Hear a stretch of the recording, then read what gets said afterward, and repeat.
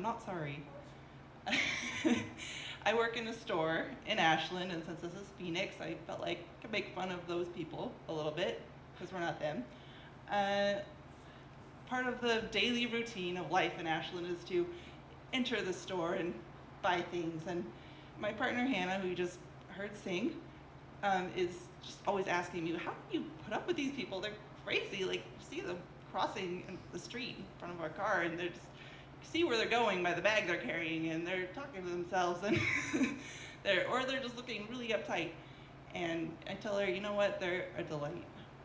Like, for instance, the lady the other day who told me that if I continue to eat gluten, my face will literally start to melt off. And I don't know how that works exactly, but I still eat it, and as far as I know, I still have my face, so don't worry about that. In fact, I am here to tell you tonight that there is no purpose for feeling guilty in life, and especially in the grocery store. And although this might impact our sales a little bit, I really feel an obligation as a human being to spread this message to you. So over 3 years in this retail job at the store that I won't name, it's given me a lot of time and to read the back of like the organic cereal boxes and the labels on some of these products, like the ingredients.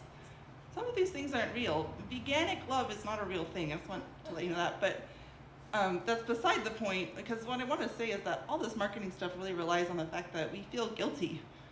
And yeah, there's a lot of real things. I mean, pesticides hurt people, animals, ecosystems suffer, and if you can buy organic, it's a great alternative. But if you can't afford it, stop feeling guilty. You're not a bad person, I promise. So, and this scale gets out of control, and it doesn't just happen when we buy stuff, it's also when we throw things away. And this is where I personally suffer. And recycling is great.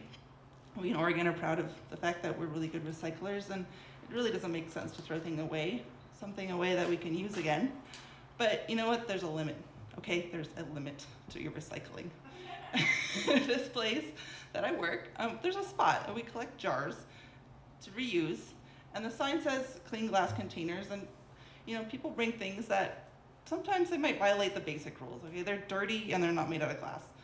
But what really gets me is when they bring in things that barely qualify as a container, like a used coffee bag, or things that no one in their right mind would ever use again, like a rinsed out TV dinner tray, not even washed, just kind of rinsed out. And, what is somebody gonna do? Say like, oh, I can use that. I put my rice in this little pocket, and I can like put my bulk peanut butter in that pocket, and then oatmeal will go where your microwave chocolate cake was. No, you throw that shit in the garbage. Take 3 deep breaths. I'm trying to empathize. I know. Somebody out there, I don't know who it is, but I have theories, feels really guilty about TV dinners, and maybe it goes back to their childhood. I don't know. I'm not a psychologist. Anyway, they ate something, and it came on a frozen tray, and they said to themselves, boy, I ate this feeling alone and sad, and I don't want to feel sad about throwing it in the trash, so I'll take it to the store, and they'll do something with it. They'll recycle it. And we're not recycling. What do you do? Nothing. So stop feeling guilty about your trash.